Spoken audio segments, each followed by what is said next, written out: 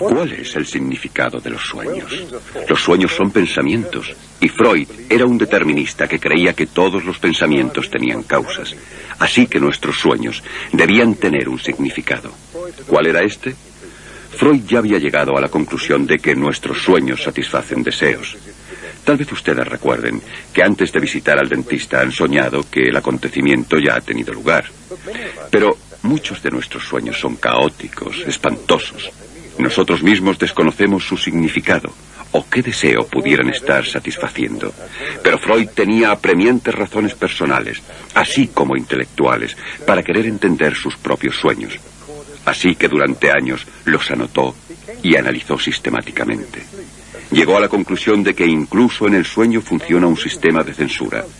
Nuestros deseos prohibidos no pueden aparecer demasiado claramente a la conciencia. Tienen que ser codificados, disfrazados. Así que, escribiendo en esta galería, en esta casa, en 1899, Freud se propuso descubrir la lógica de los sueños. Le dije a mi paciente que este sueño debía significar que cuando ella era niña había querido ver muerta a su madre. Apenas había dicho esto cuando ella le dijo que ojos de lince era el insulto que le decían cuando ella era muy pequeña. Cuando tenía 3 años, una teja del tejado cayó en la cabeza de su madre, produciéndole una gran hemorragia. El sueño revela un poderoso grupo de sentimientos de la infancia enterrados hacia el progenitor de su mismo sexo, identificación con ella, pero también un deseo de verla muerta, y luego la ansiedad y culpabilidad por ese mismo deseo. A este grupo de sentimientos, con el tiempo, lo llamó Freud complejo de Edipo, y estaba descubriendo en el análisis de los sueños el camino ideal para el conocimiento del inconsciente. A través de la interpretación de los sueños, estaba haciéndose una idea del funcionamiento más profundo de la mente humana. La idea no era totalmente nueva. El mismo Freud cita a Nietzsche. En los sueños, alguna arcaica reliquia de la humanidad se pone en funcionamiento, algo que ya no podemos alcanzar a través de un camino directo. En su nivel más profundo, la mente humana acuña metáforas mediante las cuales fabricamos a nuestro alrededor una envoltura protectora que nos proteja de la verdad fundamental de nuestra propia condición. Es irónico que la clásica declaración de Freud de primacía de lo arcaico y lo irracional en la mente humana hubiera sido escrita aquí, en Berchtesgaden, vigilado por el nido del águila, el símbolo de una fuerza que un día obligaría a Freud a dejar su casa de Viena para morir en el exilio.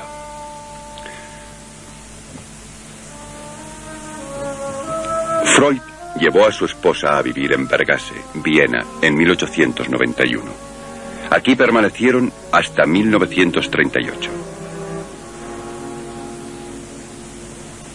Al principio había pocas habitaciones y aún menos pacientes.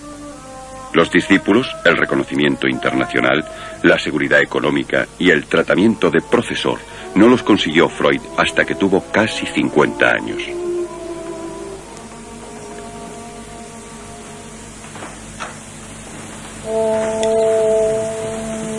En la época de Freud, la gente que antes llevaba sus pecados a los sacerdotes empezaba ahora a llevar sus problemas emocionales a los médicos. Pero el problema con muchos de los pacientes que se sentaron aquí, en la sala de espera de Freud, era que, aunque tenían ciertamente síntomas y sabían que algo malo les pasaba, ignoraban lo que era. Parecía como si la lesión estuviera en alguna región del inconsciente de la mente, en algún recuerdo enterrado que el paciente desconocía. El médico necesitaba una técnica para identificar los temores inconscientes que estaban atormentando al paciente, para sobreponerse a ellos. Pero para hacer esto tenía que encontrar un medio de llegar al área del inconsciente de la mente donde estaba arraigado el problema. En la terapia psicoanalítica necesitamos que el paciente se ponga en un estado de tranquila autoobservación para luego comunicar todo aquello de lo que se da cuenta anteriormente, sensaciones, pensamientos y recuerdos. El médico escucha obligando al paciente a fijar la atención en ciertas direcciones y observa sus reacciones. Mediante dicho análisis siempre puede descubrir el propósito que hay tras el síntoma neurótico. En los cuentos de hadas hay espíritus malignos cuyo poder queda roto cuando puedes decir sus nombres, que han estado ocultándote. Así con la neurosis pasa igual. Su existencia depende de la deformación y del disfraz. Cuando el acertijo se resuelve y la solución es aceptada por el paciente, dejará de existir. Cada día, desde las 8 hasta la 1, y luego desde las 3 hasta las 9, Freud se sentaba en esta silla fumando puros, uno tras otro, y escuchando a una sucesión de pacientes tendidos sobre el sofá. ¿Qué estaba haciendo? Freud a menudo se comparaba a sí mismo con un confesor o incluso con un exorcista. Pero él no estaba juzgando pecadores y no prometía tanto como estos habrían prometido. Aspiraba a actuar como un intérprete y a guiar al paciente a través del sufrimiento, al autoconocimiento y a la autoaceptación. Pretendía enseñarnos a sacar el mejor provecho de la vida. No prometía ningún tipo de felicidad perfecta, y en este sentido es diferente a casi todos los anteriores maestros. Él considera todas las ideas de una salvación final como ilusiones nocivas. En la capilla del Hospital Psiquiátrico de Viena, el culto podría considerarse como una expresión de un deseo de curación y redención. No para Freud. Su hostilidad era implacable. La religión no era una forma de terapia, sino una enfermedad en sí. Las ideas religiosas son ilusiones, realizaciones de los más antiguos, fuertes e insistentes deseos de la humanidad. Al Dios creador se le llama abiertamente Padre. El psicoanálisis concluye con que Él realmente es el Padre, revestido de la grandiosidad con la que se apareció una vez al niño pequeño. La imagen del hombre religioso de la creación del universo es la misma que la de su propia creación.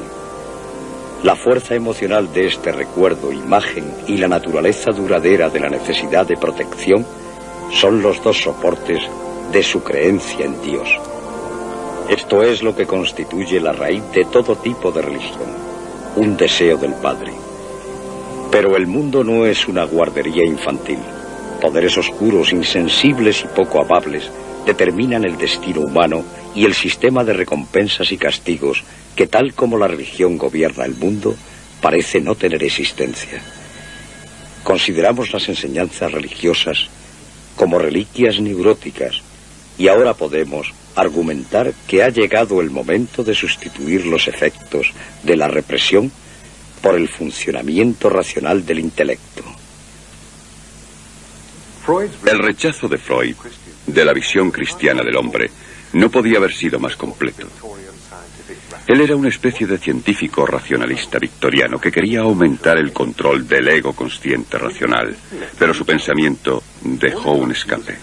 Toda su vida se sintió fascinado por lo arcaico y coleccionó estas maravillosas estatuillas orientales, primitivas y clásicas. Las consideró como si revelaran algo de la mente inconsciente. Él sabía que el inconsciente es la auténtica dinamo de la personalidad. Y es mucho más antiguo y más grande que el consciente, y piensa en aspectos míticos, mágicos y religiosos. Es la intención en nosotros de la mente religiosa arcaica. Y un seguidor de Freud podría muy bien decirse a sí mismo: ¿por qué está Freud tan preocupado con su racionalismo? Sin duda, para conseguir la integridad humana, lo que necesitamos es un matrimonio entre el consciente y el inconsciente. Tal vez el inconsciente solo parezca amenazador y desordenado, porque nos hemos apartado tanto de él, pero en realidad lo necesitamos. Aquí tal vez esté el germen de un nuevo entendimiento de la religión.